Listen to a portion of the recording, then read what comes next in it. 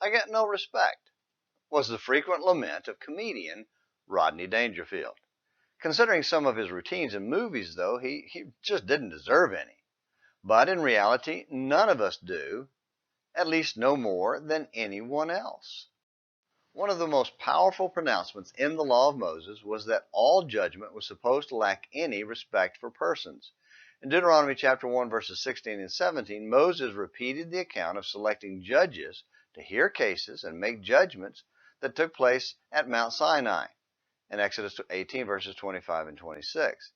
In that Exodus account, he stated that these judges were to fear God and be men of truth who hate unjust gain, Exodus 18, verse 21.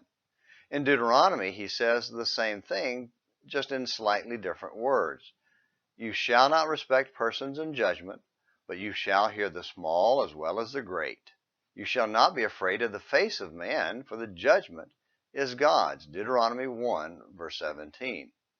When it comes to the law, it's designed best so that no one is above the law in its application. That was true of the law of Moses and of any good legal system. American law was built on that principle. Unfortunately, the application has been and can be twisted if the judges choose to give respect to select individuals. That has happened throughout our history. So we shouldn't be surprised to learn that men pervert the law to their own benefit. Just disappointed. It's going to happen. We can't eliminate it, though we should keep trying. Even in the church, it continues to be a problem. My brethren, hold not the faith of our Lord Jesus Christ, the Lord of glory, with respect to persons. That's James 2, verse 1. Because we all, every one of us, fails to meet the high standard of God's holiness. Romans 3:23. So let's not look around at the world and condemn it for perverting justice when we fail to treat each other with perfect holiness.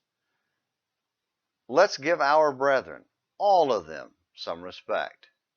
And let's try to be like God, who alone is perfect in judgment and is never guilty as a respecter of persons.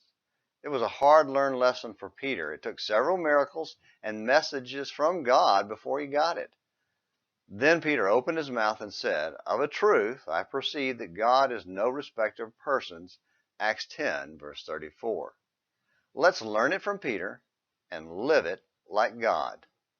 Well, I don't have any miracles, but I respect you enough to just ask you to come back tomorrow for another Morning Minutes in the Bible.